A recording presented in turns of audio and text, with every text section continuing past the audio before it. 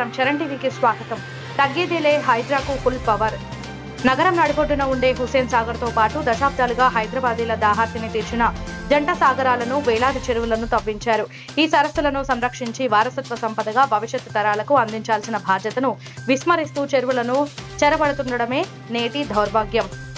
అందుకే ఇప్పుడు హైడ్రా రంగంలోకి దిగింది. నగరంలోని సరస్సులకు పూర్వ వైభవం తెచ్చేందుకు ప్రయత్నిస్తోంది. హైదరాబాద్ కోటిన్నర జనాభాను కడుపులో పెట్టుకున్న విశ్వనగరం. 2 తెలుగు రాష్ట్రాల్లో ఉన్న సగం కుటుంబాలకు ఆసరా మన హైదరాబాద్. తెలుగు రాష్ట్రాలే కాదు, దేశం నలుమూలల నుంచి ఇక్కడికి వచ్చి ఉద్యోగాలు, వ్యాపారాలు చేసుకుంటున్న వారు లక్షల్లోనే ఉన్నారు. ఈ నగరం ఇలా విశ్వనగరంగా వర్ధిల్లాలని 5 శతాబ్దాల క్రితమే మన పూర్వీకులు దీవించారు. అందమైన నగరం నిర్మించాలని నగరం నలుమూలల సరస్సులను తవ్వించారు.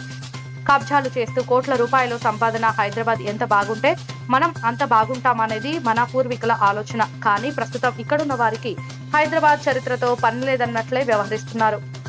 అందమైన హైదరాబాద్, ఆరోగ్య హైదరాబాద్, ప్రశాంత హైదరాబాద్ కోరుకుంటూనే ఎవరికి తోచిన విధంగా వారు విధ్వంసం సృష్టిస్తున్నారు.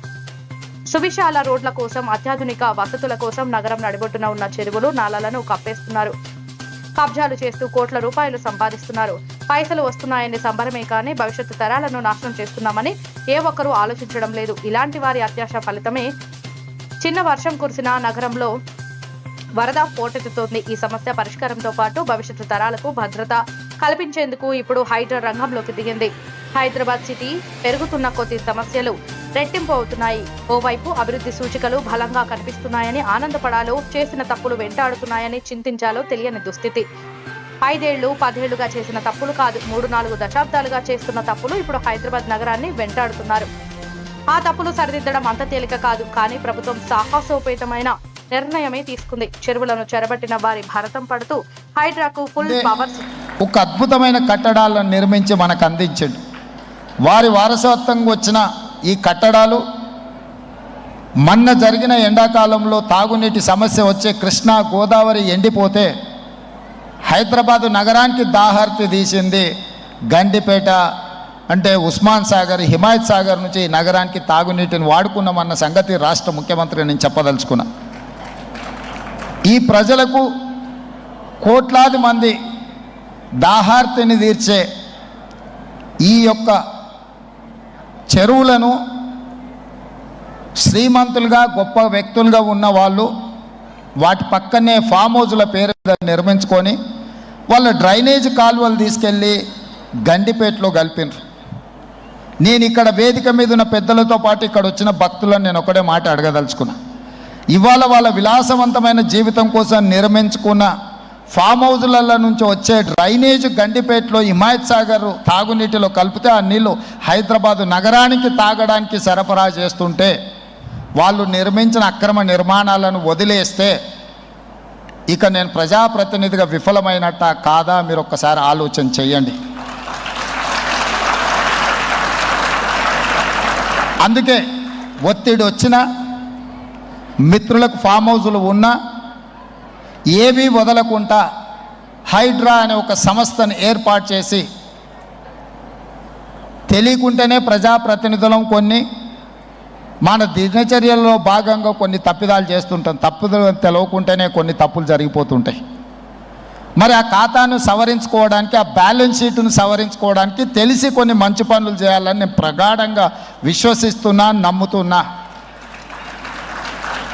ఆ తెలిసి చెయ్యాలనుకుంటున్న మంచి పనుల్లో భాగము ఈ చెరువులను చెరబట్టిన వాళ్ళ నుంచి విముక్తి కలిగించాలన్న ఏకైక లక్ష్యంతోనే ఈరోజు చెరువులను ఆక్రమించుకున్న వాళ్ళను ఎవరిని వదలకుండా ఉక్కు పాదంతో అణిచివేయాలన్న ఆలోచన, అందులో నిర్మాణాలను ఏ ఒత్తిడి వచ్చినా వెనక్కి తక్కకుండా తొలగించాలన్న ఆలోచనతోనే ఈరోజు ఈ చెరువులలో ఉన్న అక్రమ కట్టడాలను కూలగొడుతున్నాము.